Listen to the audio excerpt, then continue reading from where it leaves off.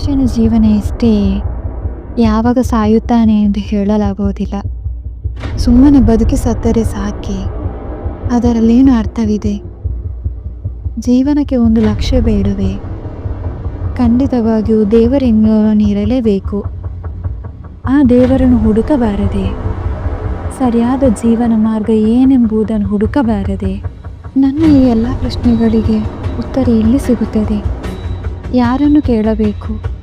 ಈ ಯಾವುದನ್ನು ಇದುವರೆಗೂ ನನಗೆ ಯಾರೂ ಹೇಳಿಕೊಟ್ಟಿಲ್ಲ. ಕ್ಲಾಸುಗಳಲ್ಲಿ ನಡೆಯುತ್ತಿದ್ದ ಮಾತುಕತೆಗಳ ನಡುವೆ ಮತಧರ್ಮಗಳ ಬಗೆಗಿನ ಚರ್ಚೆಗಳು ನಡೆಯುತ್ತಿದ್ದವು.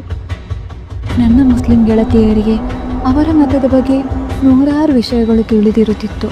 ಆದರೆ ನನ್ನ ಧರ್ಮದ ಬಗ್ಗೆ ಹೇಳಲು ನನಗೆ ಏನೂ ಗೊತ್ತಿರಲಿಲ್ಲ.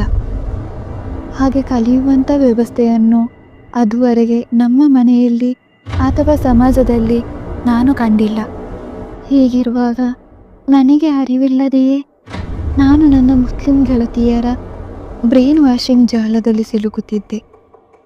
ಒಂದು ಕಡೆಯಿಂದ ದೇವರು ಮತ್ತು ಜೀವನದ ಉದ್ದೇಶವೇನೆಂದು ತಿಳಿಯಬೇಕೆನ್ನುವ ಬಯಕೆ, ಇನ್ನೊಂದು ಕಡೆಯಿಂದ ನನ್ನ ಬುದ್ಧಿಯನ್ನು ಆಕ್ರಮಿಸುತ್ತಿದ್ದ ಬ್ರೈನ್ ವಾಷಿಂಗ್ ದುಷ್ಟಶಕ್ತಿಗಳು.